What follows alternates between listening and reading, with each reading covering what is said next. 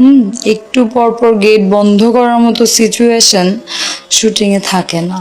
যেহেতু এটা ক্লেম করেছে, তো এটা তো তার হাজবেন্ডের শুটিং, তার হাজবেন্ড তো ডিরেক্টর ছিলেন, তখন তারা কিছু বলেনি কেন, এখন তারা কেন বলছে? ম্যাম, আপনি যে কথাগুলো বলেছেন তার উত্তর। আপনি যে বলেছেন যে তখন কেন বলেনি, এখন কেন বলছে। তখন বলেনি আপনাকে কে বলেছে? হ্যাঁ, আগে আপনি আমার প্রশ্নের উত্তর দেন। ওই দিন শুটিং এ একমাত্র আপনি আর আমি মেয়ে ছিলাম, আর কোনো মেয়ে আর্টিস্ট ছিল না ওখানে। হ্যাঁ, তো আমারও তো রুম ছিল রেস্ট নেওয়ার জন্য, ড্রেস চেঞ্জ করার জন্য। তা আপনি আপনার লাগেজ নিয়ে আপনি আমার রুমে উঠলেন না কেন? আপনি আর আলভি এক রুমে উঠলেন কেন? হ্যাঁ, ড্রেস চেঞ্জ করার জন্য। একসাথে খাওয়া দাওয়া, একসাথে ড্রেস চেঞ্জ, একসাথে।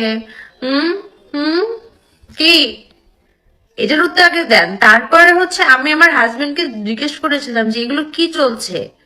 আমি আপনাকে বলিনি, কারণ আপনার সাথে আমার প্রথম শুটিং ছিল ওখানে।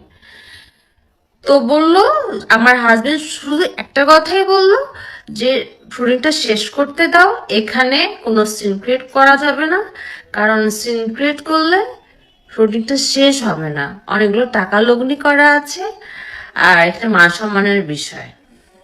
ঠিক আছে। আর আপনাদের না বললেও কথাগুলো যেখানে বলার সেখানে আমি ঠিকই বলেছি। সে তখন স্টেপ নিয়েছে কি নেয়নি সেটা আমি জানি না, কিন্তু আলভি তার বউকে আবারও বলছি, এই কথাগুলো আমি বলেছি, আলভির বউ ইকরাকে আমি বলেছি, কিন্তু এই কথাগুলো জানার পরে আলভি ইকরাকে আমাদের সাথে আর মিশতে দেয়নি। উত্তর পাওয়া গেছে।